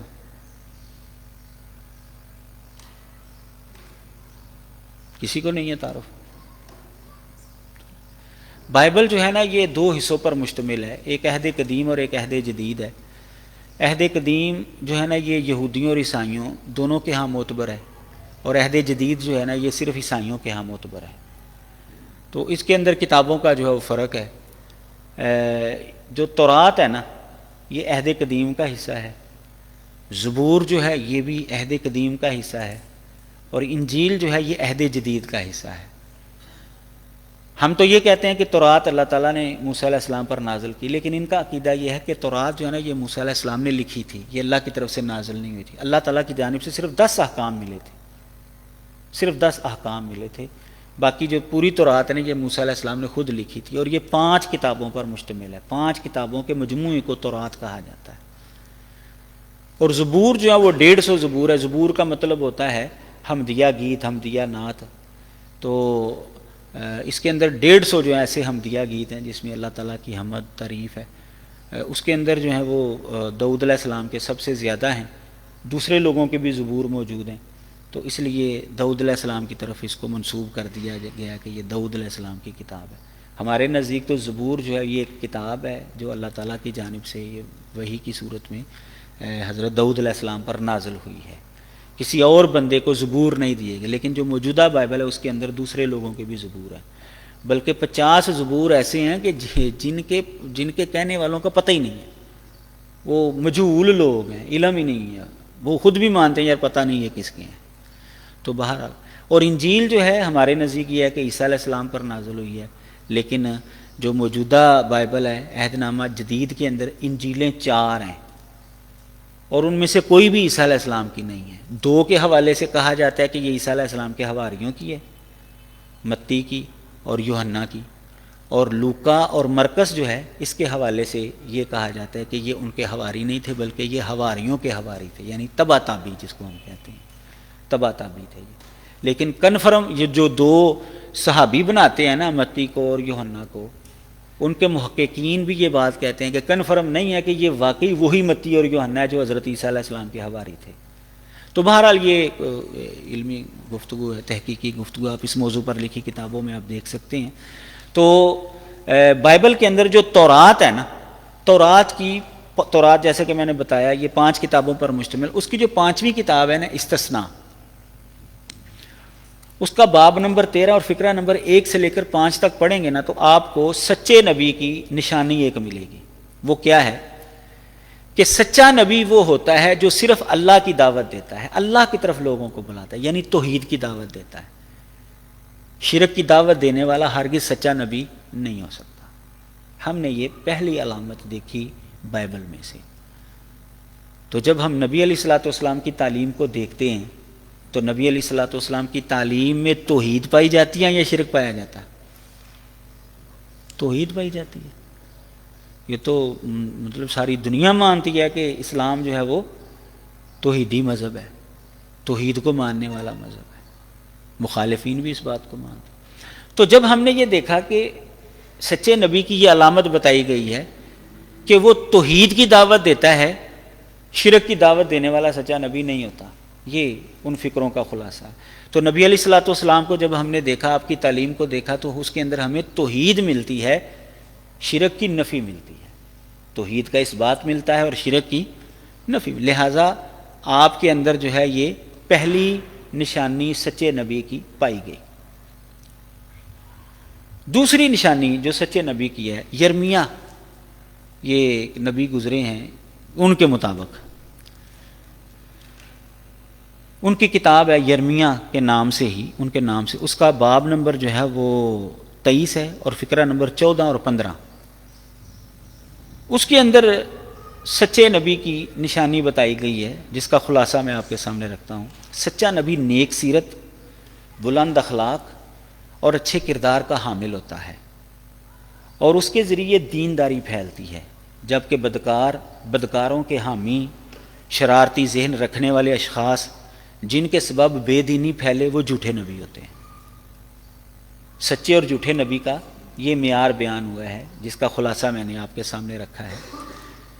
تو اب جب ہم یہ معیار دیکھتے ہیں تو نبی علیہ الصلوۃ والسلام بالکل سچے ثابت ہوتے ہیں، کیونکہ آپ نیک سیرت تھے، آپ کا اخلاق جو ہے وہ بلند تھا، اعلیٰ اخلاق کے حامل تھے، آپ کا کردار جو ہے بڑا اچھا تھا، اور آپ کی وجہ سے دینداری پھیلی ہے لوگوں کے اندر، بے دینی نہیں پھیلی۔ آپ کے آنے سے پہلے لوگ گمراہ تھے، پہلے لوگوں کے اندر بے دینی تھی، لیکن آپ کے آنے کی وجہ سے معاشرے میں دینداری پھیلی ہے، لوگوں کے اندر احساس پیدا ہوا ہے، اللہ تعالیٰ کی عبادت کی طرف لوگ آئے ہیں، شرک کو چھوڑا ہے، ظلم کو چھوڑا ہے، زیادتی کو چھوڑا ہے، تقوی اور الہیت آئی ہے لوگوں کے اندر۔ تو یہ سچے نبی کی نشانی بتائی گئی، اور نبی علیہ الصلوۃ والسلام کے اندر یہ چیز پائی جاتی ہے۔ اور جو جھوٹا ہوتا ہے وہ بدکار ہوتا ہے، بدکاروں کا حامی ہوتا ہے، اس کی وجہ سے بے دینی پھیلتی ہے، شرارتی ذہن کا بندہ ہوتا ہے وہ۔ تو نبی علیہ الصلوۃ والسلام کے اندر یہ چیزیں نہیں پائی جاتی تھی۔ آپ نے کبھی بدکاروں کی حمایت نہیں کی، کبھی غلط کاروں کی حمایت نہیں کی۔ اور آپ کو پتہ ہے کہ جب حضرت اسامہ نے سفارش کی تھی کہ اس خاتون کو چھوڑ دیا جائے، یہ قریش کی خاتون ہے، اس نے چوری کیا، تو نبی علیہ السلام نے کیا فرمایا تھا؟ لو انا فاطمہ بنت محمد سرقت لقطعت یدہ، کہ اگر میری بیٹی فاطمہ جو ہے نا وہ بھی چوری کرتی نا تو میں اس کا بھی ہاتھ کاٹ دیتا۔ نبی علیہ الصلوۃ والسلام نے کبھی بھی غلط کام کرنے والے لوگوں کی حمایت نہیں کی، اور آپ کے نتیجے میں آپ کے آنے کی وجہ سے بے دینی نہیں پھیلی، بلکہ دینداری، تقوی الہیت لوگوں کے اندر آیا ہے۔ تو اس اعتبار سے اگر ہم دیکھتے ہیں تو نبی علیہ الصلوۃ والسلام سچے نبی ثابت ہوتے ہیں۔ اسی طرح تیسری نشانی یا تیسری علامت یہ ہے سچے نبی کی کہ سچا نبی اللہ تعالیٰ کی جانب سے آنے والی وحی ہی لوگوں کے سامنے رکھتا ہے، اپنی طرف سے خدا کے ذمے کوئی بات نہیں لگاتا۔ اللہ تعالیٰ نے اگر ایک بات کہی ہی نہیں ہے تو وہ کہے کہ یہ اللہ نے کہا ہے، ایسا کہنے والا جھوٹا ہوتا ہے۔ سچا نبی ہمیشہ وہی بات کرتا ہے جو اللہ تعالیٰ کی جانب سے اس کے اوپر آئے۔ اب نبی علیہ الصلوۃ والسلام، یہ کتاب استثناء، یہ حوالہ جو ہے کتاب استثناء باب 18 فقرہ نمبر 20، انجیل یوحنا باب 16 فقرہ نمبر 13 اور 14، اس کو مد نظر رکھ کر یہ خلاصہ میں نے آپ کے سامنے رکھا ہے۔ تو اب نبی علیہ الصلوۃ والسلام کا طرز عمل آپ دیکھ لیں کہ آپ نے کیا فرمایا تھا کہ میں کل جواب دوں گا، تو کتنے دن وہی نہیں آئی تو آپ پریشان ہو گئے، آپ نے جواب نہیں دیا۔ اگر آپ کو کسی بات کا نہیں پتا تو آپ کہہ دیتے تھے کہ ابھی میرے پاس وہی نہیں آئی، اللہ کی طرف سے پیغام آئے گا، بات مجھے معلوم ہوگی تو پھر میں بتاؤں گا۔ آپ انتظار کرتے تھے۔ وما ينطق عن الهوى ان هو الا وحی یوحی ولو تقول علینا بعض الاقاویل۔ یہ آیات آپ سامنے رکھیں گے تو نبی علیہ الصلوۃ والسلام کا کردار، آپ کا طریقہ کار آپ کے سامنے آ جائے گا کہ نبی علیہ الصلوۃ والسلام اس نشانی کے مطابق بھی پورے اترتے ہیں۔ آپ نے کبھی بھی ایسی بات اللہ کے ذمہ لگائی ہی نہیں جو اللہ نے نہیں کہی۔ آپ نے ہمیشہ وہی بات لوگوں تک پہنچائی ہے جو اللہ تعالیٰ نے آپ کو بتائی ہے۔ اگر ایسا آپ نے کیا ہوتا تو اللہ تعالیٰ کے فرمان کے مطابق آپ کی رگِ جان کاٹ دی جاتی، آپ کو ختم کر دیا جاتا، اور ایسا نہیں ہوا آپ کے ساتھ۔ تو یہ نشانی بھی نبی علیہ الصلوۃ والسلام کے اندر عطام طور پر پائی جاتی ہے۔ یرمیہ کتاب ہے باب 23 فقرہ نمبر 16، سچے نبی کی تعلیم میں بطالت نہیں ہوتی، گمراہی نہیں ہوتی سچے نبی کی تعلیم میں۔ تو نبی علیہ الصلوۃ والسلام کی تعلیم کو دیکھ لیں کہ آپ کی تعلیم کے اندر گمراہی ہے یا ہدایت ہے، فیصلہ ہو جائے گا کہ نبی علیہ الصلوۃ والسلام سچے نبی ہیں یا جھوٹے نبی ہیں۔ نبی علیہ الصلوۃ والسلام کی لائی ہوئی تعلیم کے نتیجے میں لوگ جو ہیں وہ ہدایت یافتہ، انہوں نے گمراہی کو ترک کیا۔ بڑے بڑے عجیب و غریب قسم کے کام کرنے والے لوگ جب مسلمان ہوئے ہیں تو وہ اللہ تبارک و تعالیٰ کے سچے بندے بن گئے، انہوں نے پھر اس جانب آنکھ اٹھا کر نہیں دیکھا، جو غلط کام تھے اس کی جانب انہوں نے آنکھ اٹھا کر نہیں کبھی دیکھا.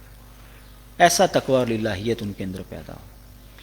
نمبر 5 کتاب استثناء باب 18 فقرہ نمبر 21 اور 22.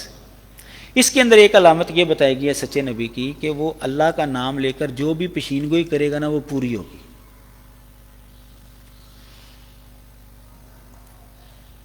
اب نبی علیہ الصلوۃ والسلام نے جو بھی پیشین گوئی کی ہے وہ پوری ہوئی ہے. الف لام میم غلبت الروم فی ادنی الارض. رومی جو ہیں وہ چند سالوں کے اندر پھر غالب آئے ہیں. اس کے علاوہ جیسا کہ میں نے اور بھی اشارہ کیا اور اس طرح کی بے شمار پیشین گوئیاں. قیامت کے قریب جو ہے وہ حرج زیادہ ہو جائے گا، حرج قتل بکثرت ہونا شروع ہو جائیں گے. اب دیکھ لیجئے قتل جو ہے بکثرت ہونا شروع ہو گئے. ایک بمب جو ہے ایک بمب وہ پورا شہر کیا پورا ملک بھی تباہ کر سکتا ہے. اور عملی طور پر جو ہے وہ شہر تو تباہ ہوئے ہیں نا. ایک بندہ جو ہے وہ ہزاروں بندوں کو قتل کر سکتا ہے اور عملی طور پر ہوا ہے ایسے. اور یہ جو دھماکے وغیرہ ہوتے ہیں مختلف ملکوں کے اندر اس کے نتیجے میں بھی قتل و غارت جو ہے وہ زیادہ ہو رہی ہے پہلے زمانے کے مقابلے. اور جو مستقبل جو نظر آ رہا ہے جس طرح کے جدید ہتھیار جو ہیں وہ بنائے جا رہے ہیں نظر آ رہا ہے کہ مستقبل کے اندر اس سے بھی زیادہ ہوگا معاملہ. بدکاری جو ہے وہ پھیلنا شروع ہو جائے گی. اب دیکھ لیں اپنی آنکھوں سے دیکھ رہے ہیں لوگ شراب کا نام بدل کر جو ہے اس کو استعمال کریں گے. ویسے ہی ہو رہا ہے اور اس طرح کی دیگر باتیں.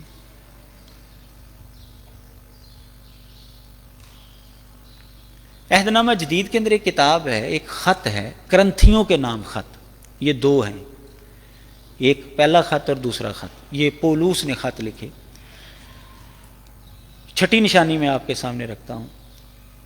کرنتھیوں کا دوسرا خط باب نمبر 12 اور فقرہ نمبر بھی 12. اس کے اندر سچے نبی کی علامت بیان ہوئی ہے کہ سچے نبی کی نشانیوں میں معجزات اور عجیب کاموں کا رونما ہونا بھی شامل ہے. یعنی سچے نبی سے معجزات بھی سرزد ہوتے ہیں. یہ سچے نبی کی ایک علامت ہے. تو نبی علیہ الصلوۃ والسلام سے معجزات بھی سرزد ہوئے ہیں. آپ کی انگلیوں سے پانی نکلنا شروع ہو گیا. تھوڑا سا کھانا جو ہے وہ کئی لوگوں کو پورا آ گیا. کنویں کے اندر آپ نے جو ہے وہ پانی پھینکا اور 1400 صحابہ تقریباً وہ سیراب ہو گئے. چاند کو 2 ٹکڑے کیا اور اس طرح کے کئی واقعات آپ کو ملیں گے. باقاعدہ جو ہے وہ کتاب المعجزات کے نام پر جو ہے حدیث کی کتب کے اندر جو ہے وہ عنوان موجود ہے. آپ اس کو دیکھ سکتے ہیں کہ نبی علیہ الصلوۃ والسلام کے ہاتھ سے کون کون سے معجزات جو ہیں وہ سرزد ہوئے. عجیب کام نبی علیہ الصلوۃ والسلام کے ہاتھ سے سرزد ہوئے. لہٰذا اس نشانی کے اعتبار سے بھی اگر آپ دیکھتے ہیں تو نبی علیہ الصلوۃ والسلام اللہ کے سچے نبی ثابت ہوتے ہیں. اچھا اسی مقام پر یعنی یہ جو ابھی حوالہ میں نے آپ کو لکھایا ہے 7ویں علامت یہ بتائی گئی ہے سچے نبی کی. یعنی خلاصہ اس کا یہ ہے کہ اس کے اندر کمال صبر پایا جاتا ہے. بہت صابر ہوتا ہے وہ بندہ. بے صبری کا مظاہرہ نہیں وہ کرتا. تو نبی علیہ الصلوۃ والسلام کی زندگی کو آپ دیکھ لیں آپ نے کبھی بھی بے صبری کا مظاہرہ نہیں کیا.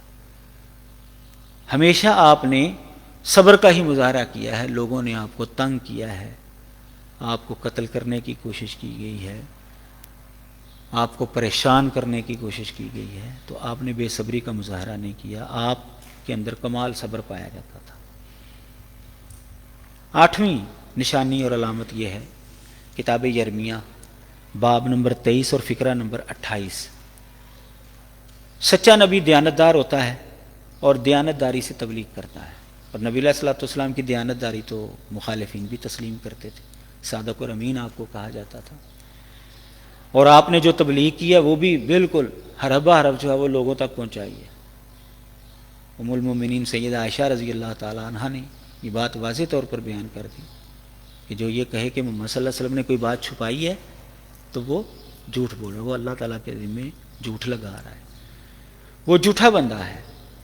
نبی علیہ الصلوۃ والسلام نے پوری تبلیغ کر دی. بلکہ صحابہ نے خود گواہی دی حجۃ الوداع کے موقع پر جب آپ نے پوچھا تھا حل بلغت تو انہوں نے کہا بالکل آپ نے حق ادا کر دیا ہے تبلیغ کا آپ نے پہنچا دیا ہے ہم تک. تو سچا نبی جو ہے وہ دیانتدار ہوتا ہے اور دیانتداری سے تبلیغ کرتا ہے. نبی علیہ الصلوۃ والسلام دیانتدار شخص تھے, کبھی کسی کے ساتھ دھوکہ فراڈ نہیں کیا آپ نے, اور دیانتداری کے ساتھ ہی آپ نے اللہ کا پیغام لوگوں تک پہنچایا ہے, کوئی بھی بات آپ نے چھپائی نہیں ہے. 9 نمبر علامت حزقی ایل, ایک کتاب ہے حزقی ایل, باب نمبر 13 فقرہ نمبر 10. اس میں یہ نشانی بتائی گئی ہے جھوٹے نبی کا پیغام اس کے جھوٹے ہونے کی علامت ہوتا ہے. وہ یوں کہ بے بنیاد امید دلاتا ہے اور بے بنیاد سلامتی کا پیغام دے کر ورگلاتا ہے. یعنی کسی نبی کو سچا یا جھوٹا آپ نے پرکھنا ہے نا, تو اس کی تعلیم سے پتہ چل جاتا ہے. اگر اس کی تعلیم کے اندر بے بنیاد امیدیں دلائی گئی ہیں نا, جھوٹی آرزویں دلائی گئی ہیں, تو وہ جھوٹا نبی ہے. اور اگر سچی آرزویں دلائی گئی ہیں تو وہ سچا نبی ہے. یہ اس کا مفہوم مخالف بنتا ہے. یہ خلاصہ ہے اس فکرے کا.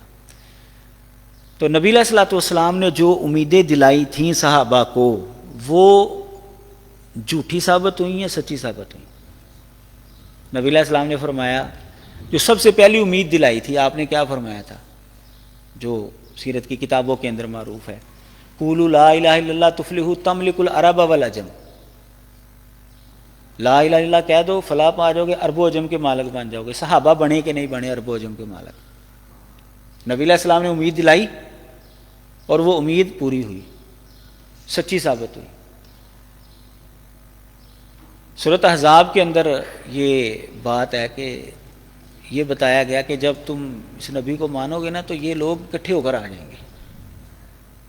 تو جب وہ اکٹھے ہو کر آ گئے نا تو صحابہ کا ایمان پہلے سے اور زیادہ ہو گیا. یعنی جو نبی علیہ السلام نے بتائی تھی بات, وہ بالکل اسی طرح جو ہے وہ ان کے سامنے آ گئی.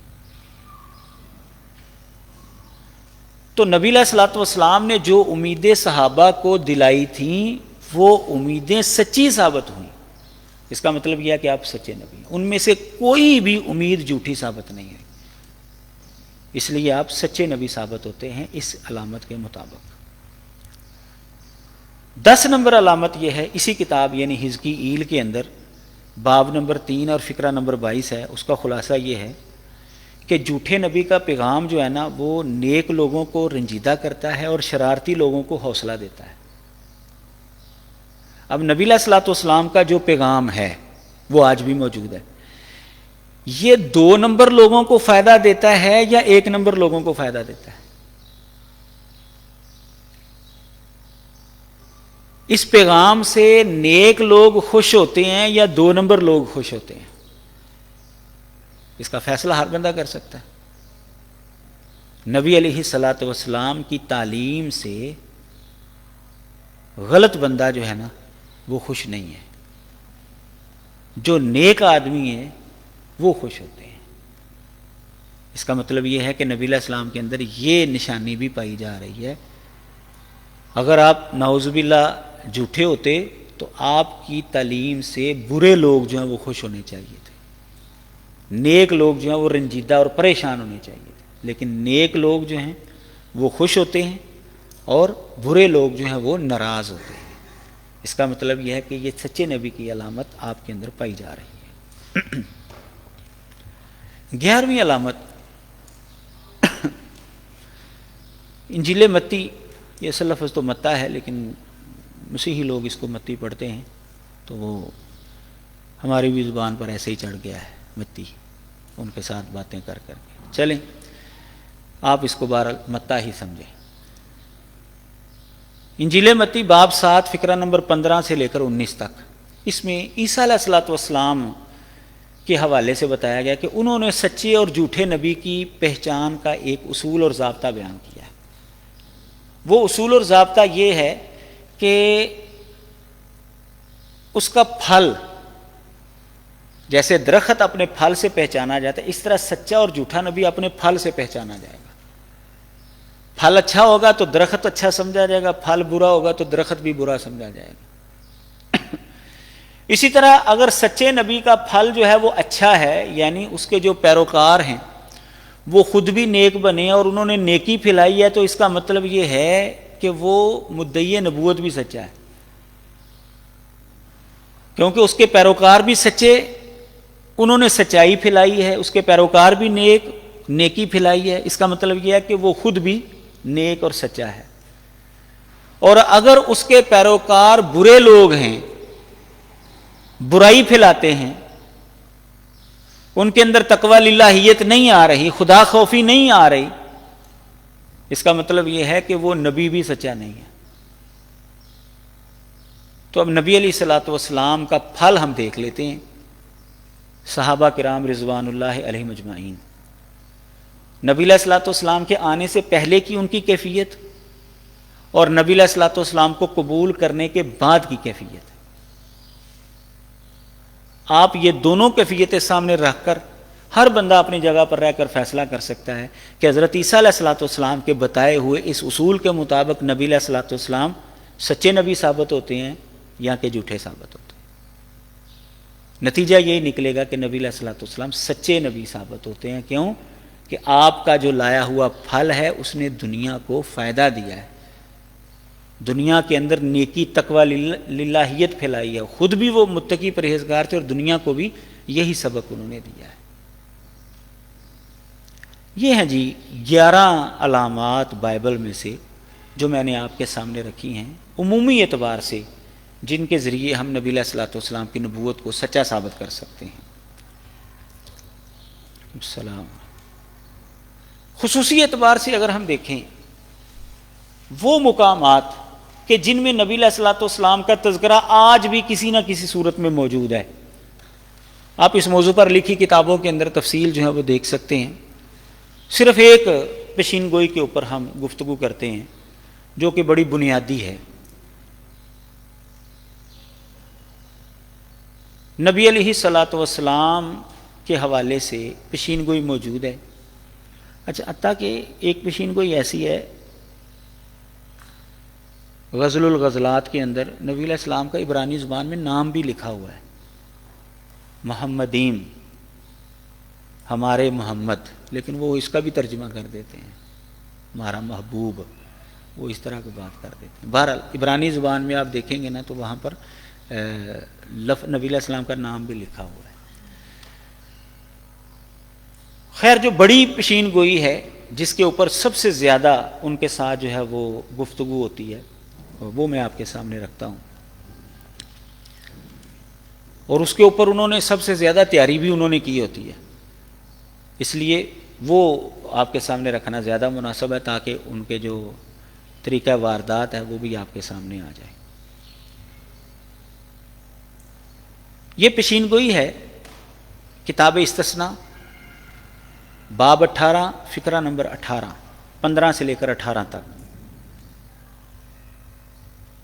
موسیٰ علیہ السلام کو اللہ تعالیٰ نے فرمایا، میں ان کے لیے ان کے ہی بھائیوں میں سے تیری مانند ایک نبی برپا کروں گا اور اپنا کلام اس کے منہ میں ڈالوں گا، اور جو کچھ میں اسے حکم دوں گا وہی وہ ان سے کہے گا، اور جو کوئی میری ان باتوں کو جن کو وہ میرا نام لے کر کہے گا نہ سنے تو میں ان کا حساب اسے لوں گا۔ یہ پیشین گوئی ہے۔ موسیٰ علیہ السلام کو اللہ تعالیٰ نے فرمایا تھا کہ میں ان کے لیے ان کے بھائیوں میں سے تیری مانند ایک نبی برپا کروں گا۔ یہ قوم بنی اسرائیل کے لیے ان کے بھائیوں میں سے تیری مانند ایک نبی آئے گا۔ موسیٰ علیہ السلام کی مانند، موسیٰ علیہ السلام کی مثل، مثیل موسیٰ، مانند موسیٰ، یہ نبی آنا ہے۔ یہ یہاں پر پیشین گوئی موجود ہے۔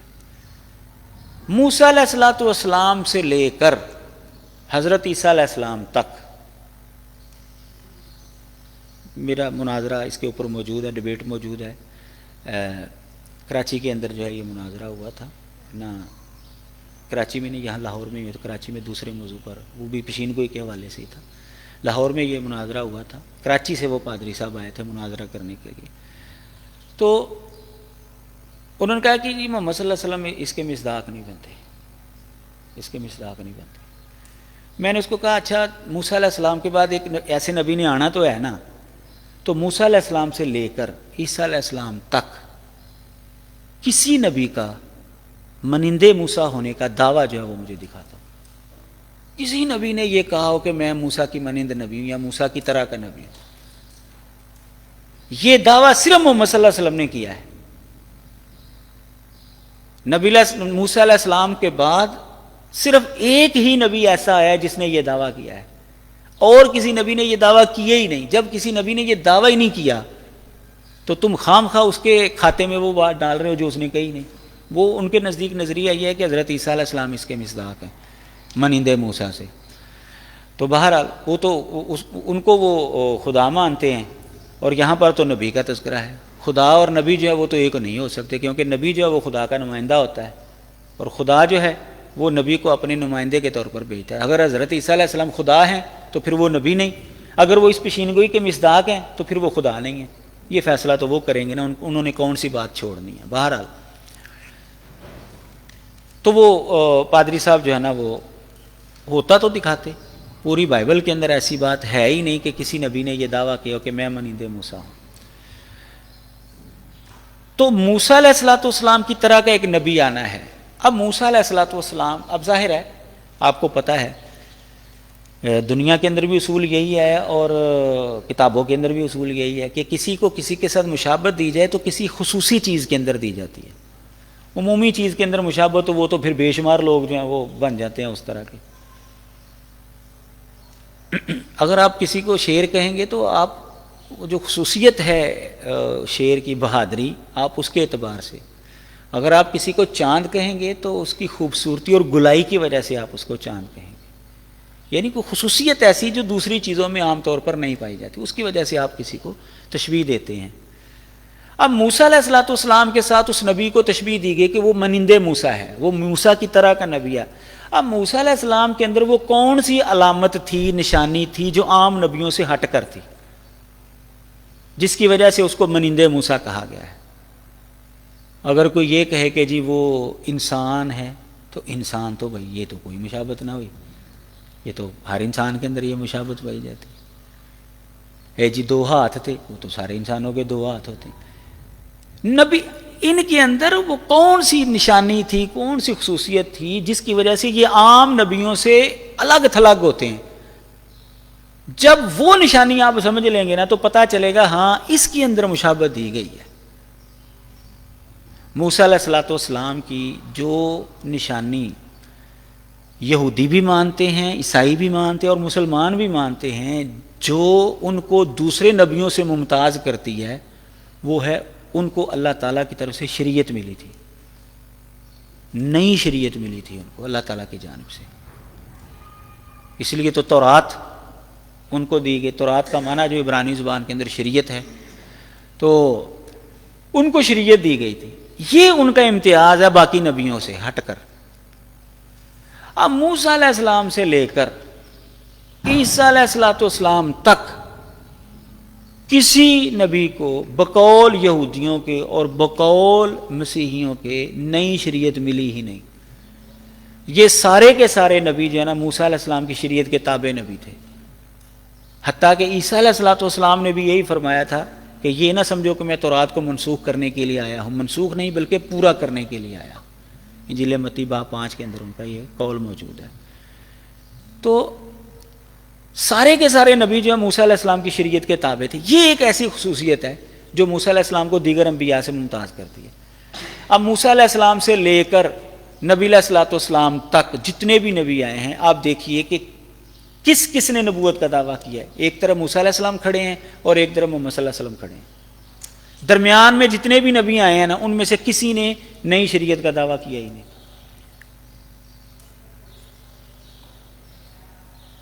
تو آپ ایسے اس کو ثابت کریں گے، ایسے بیان کریں گے کہ نبی موسیٰ علیہ السلام کی جو خصوصیت ہے وہ ہے شریعت، اور موسیٰ علیہ السلام کے بعد صرف دنیا میں ایک ہی ایسا نبی آیا ہے جس نے شریعت کا دعویٰ کیا، اور وہ ہیں محمد صلی اللہ علیہ وسلم۔ لہٰذا نبی علیہ السلام ہی مانند موسیٰ بنتے ہیں۔ یہ ہمارا پہلا پوائنٹ ہوگا۔ دوسرا یہ کہ ان کے بھائیوں میں سے بنی اسرائیل کے بھائیوں میں سے وہ نبی آئے گا۔ اب بنی اسرائیل کے بھائیوں سے کیا مراد ہے؟ ان کا تو سارا زور یہی ہوتا ہے نا یہودیوں اور عیسائیوں کا کہ جی اس سے مراد بنی اسرائیلی خود ہی ہیں۔ کیونکہ بنی اسرائیل، بائبل کے اندر بنی اسرائیل کو ہی بنی اسرائیل کا بھائی کہا گیا ہے، بنی اسماعیل کو یا ان کے دوسرے کزن خاندان کو ان کا بھائی کہا ہی نہیں گیا۔ یہ ایک جب میں نے ان کے ساتھ گفتگو شروع کی، مناظرے شروع کیے، تو اس وقت جو ہے جی آ گئے ہیں، ٹائم ہو گیا ہے، اچھا اس وقت جو ہے نا وہ پہلا یا دوسرا میرا مناظرہ تھا، تو اسی موضوع پر گفتگو تھی، وہ نجی مجلس تھی، وہ کیمرہ لے کر آئے تھے، ہمیں نہیں پتہ تھا کہ وہ کیمرہ بھی لے کر آنا ہے، تو ہم نہیں لے کر گئے تھے۔ بہرحال ہم نے پھر ان کو بھی نہیں بنانے کی اجازت، کہ وہ ظاہر ہے کہ ایک گروپ بنائے گا تو وہ اس کے اندر کاٹ چھانٹ بھی کر سکتا ہے، اس لیے بہرحال وہ آڈیو تو ہو گئی، وہ ہمارے پاس بھی تھی، ان کے پاس بھی، ویڈیو نہیں بننے دی ہم نے۔ تو اس کے اندر جو ہے نا اس نے یہی، پادری صاحب نے نا یہی دعویٰ کر دیا جی بائبل کے اندر بنی اسرائیل کو جو ہے نا، بنی اسماعیل کو بنی اسرائیل کا بھائی کہا ہی نہیں گیا۔ میں نے کہا چلو جی ٹھیک ہے، میں آپ کو دکھا دیتا ہوں، تو میں نے وہ دکھا دیا، تو جو فیصل بیٹھا اس نے کہا جی بالکل آپ نے یہ ثابت کر دیا ہے کہ جی بنی اسماعیل کو بنی اسرائیل کا بھائی کہا گیا ہے بائبل کے اندر۔ تو یہ صرف جو ہے نا وہ اوپر اوپر سے بات کر دیں گے، وہ دیکھیں گے کہ مد مقابل کو کوئی علم ہے کہ نہیں ہے، یہاں اس کو خود علم نہیں ہوگا، اگر اس کو علم ہے تو پھر وہ آپ کو پاؤں سے نکالنے کے لیے آپ یہ بات کریں گے کہ جی بائبل کے اندر تو ایسا ہے ہی نہیں، لہذا بائبل میں بنی اسرائیل کو ہی تو لہذا یہ جو منیندے موسیٰ نبی آنا ہے نا وہ بنی اسرائیل میں سے ہی آئے گا، بنی اسماعیل میں سے آ ہی نہیں سکتا۔ وہ اس طرح جو ہے نبی علیہ الصلوۃ والسلام کو اس مصداق سے ہٹاتے ہیں، ختم کرتے ہیں۔ تو خیر ہمارا ایک تو سوال ان کے اوپر یہ ہوتا ہے کہ پھر بنی اسرائیل کے اندر کوئی ایسا نبی بتا دو جس نے منیندے موسیٰ ہونے کا دعویٰ کیا، پھر یہ ہمارا سوال اپنی جگہ پر قائم رہے گا۔ وہ کیسے ہم نے ثابت کرنا ہے کہ بنی اسماعیل کو بنی اسرائیل کا بھائی کہا گیا ہے؟ پہلا حوالہ کتاب پیدائش باب 17 فقرہ نمبر 5 کے اندر ابراہیم علیہ السلام کو قوموں کا باپ کہا گیا ہے، ابراہیم علیہ السلام کو قوموں کا باپ کہا گیا ہے۔ تو ابراہیم علیہ السلام کی نسل سے کون کون سی قومیں بنی ہیں؟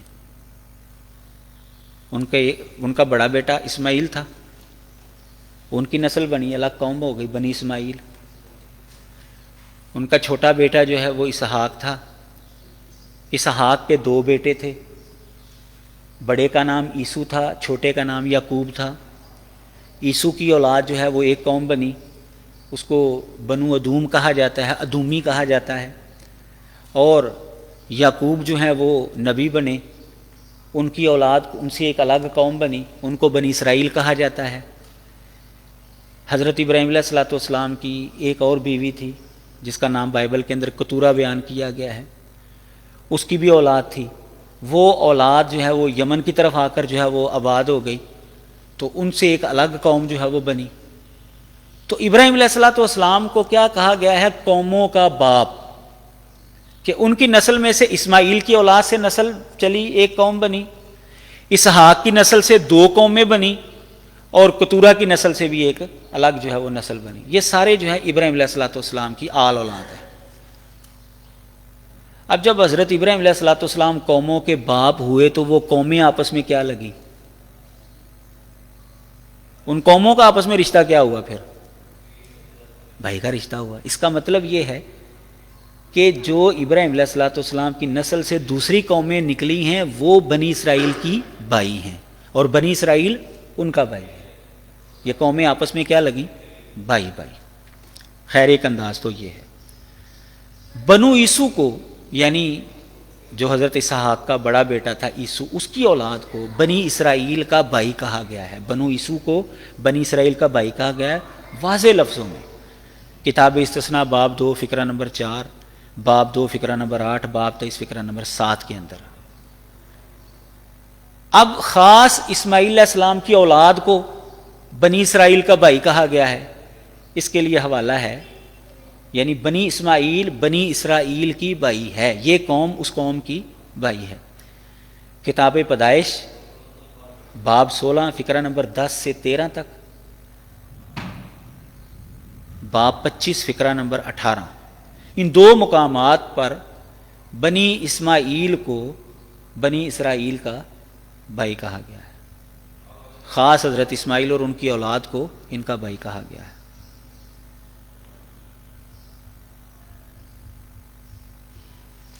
ٹھیک ہے جی. اب ہم نے 2 پوائنٹ سمجھ لیے، بھائیوں میں سے اور مانندے موسیٰ. میں ان کے لیے ان کے ہی بھائیوں میں سے تیری مانند ایک نبی برپا کروں گا. اچھا، اب آپ دیکھیں گے نا موجودہ تراجم کو، تو وہاں پر جو ہے نا آپ کو ملے گا میں ان کے لیے ان کے ہی بھائیوں میں سے، یعنی انہی میں سے، یعنی انہی میں سے. اب جو آپ کو پتا ہے یعنی جو ہے یہ تفسیر ہوتی ہے، یہ اصل متن میں نہیں ہوتا ابھی. یعنی انہی میں سے میں ایک نبی برپا کروں گا تیری مانند. اب وہ مطلب ہے کہ یہ تحریف جو ہے نا یہ ان کے رگ رگ کے اندر جو ہے نا وہ سرایت کی ہوئی ہے. جہاں پر وہ دیکھتے ہیں نا کہ مسلمان جو ہے اس کو اپنے حق میں پیش کرتے ہیں تو وہ اس کے اندر تبدیلی شروع کر دیتے ہیں. انہی میں سے لفظ جو ہے نا، انہی میں سے یعنی انہی میں سے، جو ان کا عبرانی کا نسخہ ہے نا جس کو وہ کہتے ہیں جی یہ اصل ہے، حالانکہ اصل وہ بھی نہیں ہے، جس کو وہ اصل مانتے ہیں اس کے اندر وہ لفظ ہے ہی نہیں. یہ اردو تراجم کے اندر اپنی طرف سے ایڈ کیا گیا جملہ. اب بندہ کیا کرے ان کے ساتھ. بہرحال تیسرا پوائنٹ یہ ہے، ایک نبی برپا کروں گا. کتنے نبی برپا کروں گا؟ بنی اسرائیل کے اندر تو بڑے نبی آئے ہیں، اور بنی اسماعیل کے اندر کتنے نبی آئے ہیں؟ ایک. بنی اسماعیل کے اندر کتنے نبی آئے ہیں؟ صرف ایک. اسماعیل علیہ السلام کی اولاد میں صرف ایک نبی آیا ہے. ایک نبی برپا کروں گا. اس سے بھی استدلال ہو سکتا ہے. چوتھا جملہ ہے، چوتھا پوائنٹ ہے، اور اپنا کلام اس کے منہ میں ڈالوں گا. اور اپنا کلام اس کے منہ میں ڈالوں گا.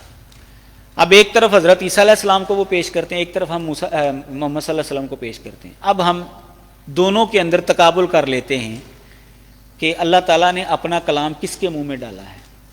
مسیحیوں کے نزدیک عیسیٰ علیہ السلام خود کلام خدا ہیں، مجسم کلام ہیں.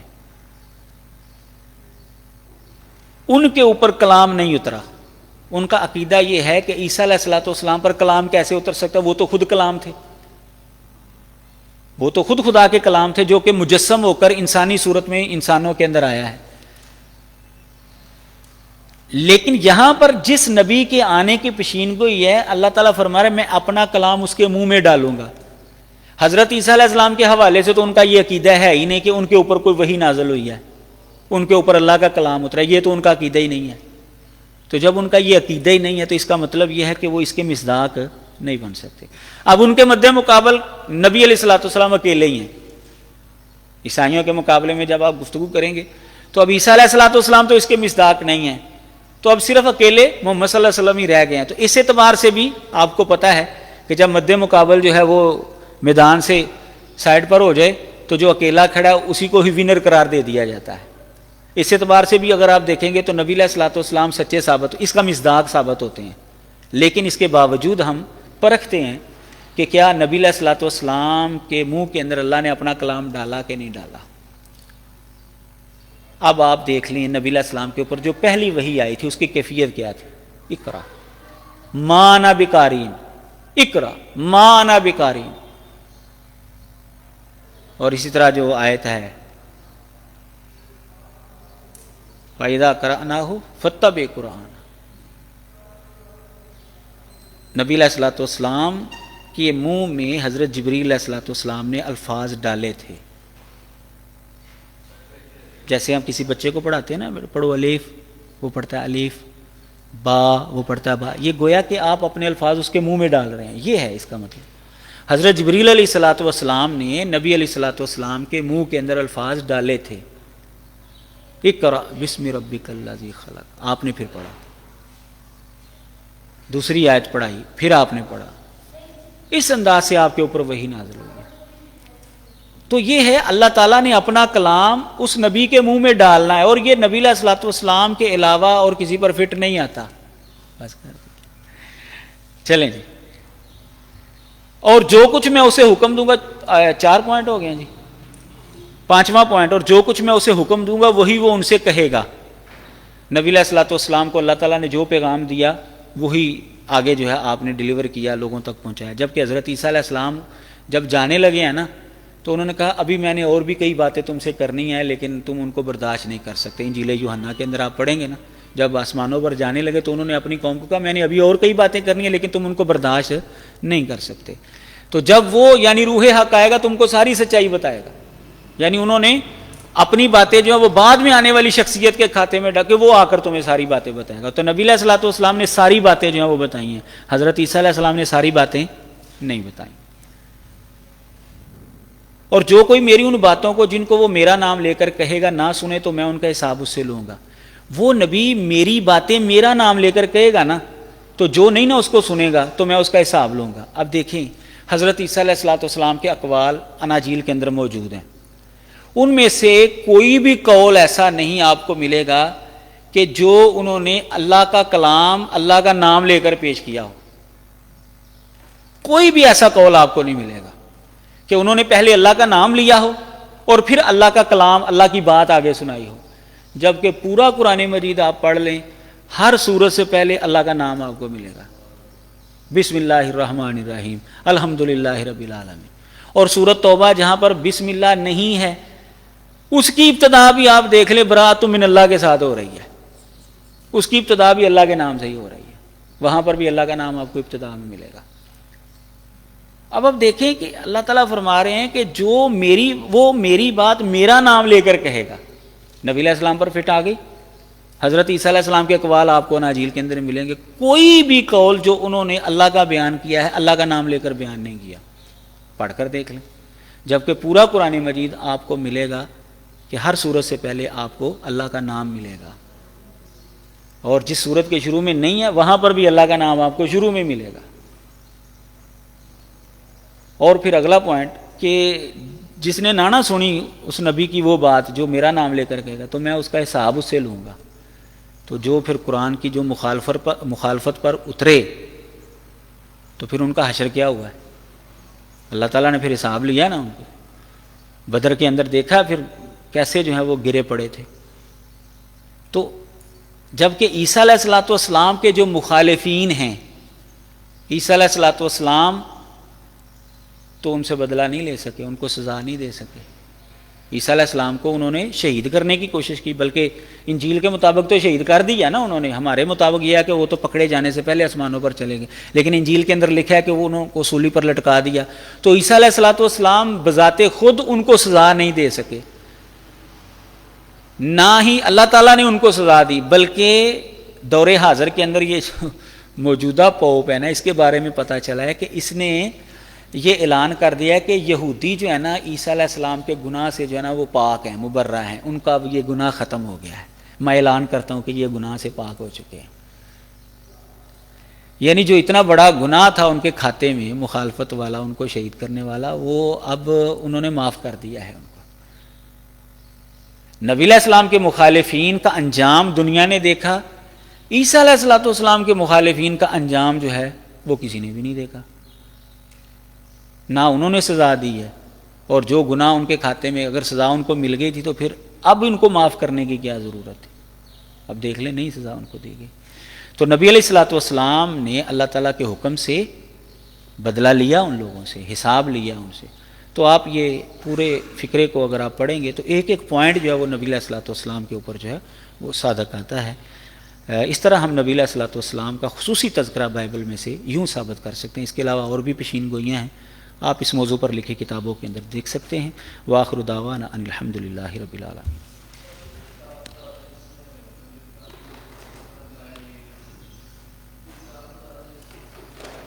سمجھ نہیں ہے کیا کہہ رہے ہیں آپ؟